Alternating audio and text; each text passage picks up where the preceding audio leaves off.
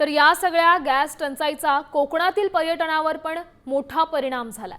सिंधुदुर्गात येणाऱ्या पर्यटकांना जेवण मिळावं यासाठी काही हॉटेल व्यावसायिकांनी चुलीचा पर्याय निवडलाय, तर काही हॉटेल्स बंद पण झाली। त्यामुळे कोकणातील पर्यटनावर या सगळ्याचाच मोठा परिणाम झालाय। सिंधुदुर्ग जिल्हा जो आहे हा खास करून पर्यटनाचा जिल्हा आहे। त्यामुळे पर्यटनाच्या जिल्ह्यामध्ये मुंबई गोवा हायवेला मुंबईपासून निघालेले क्राऊड किंवा कोल्हापूरपासून जे जिल्ह्यात मालवण साईडला फिरायला जाण्यासाठी वगैरे येतात, त्यांच्या बेसिक नीड बघायला गेलं तर हॉटेलवरतीच ते जेवणासाठी अवलंबून असतात।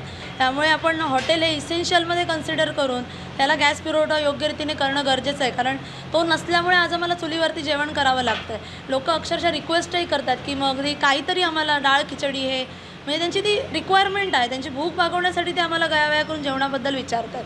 त्यामुळे तशा थोड्या प्रमाणात तरी सिलेंडरचा पुरवठा किंवा त्याच्यावरती दुसरा कोणता तरी तोडगा प्रशासनाने आम्हाला करून देणं आम्हाला अपेक्षित आहे।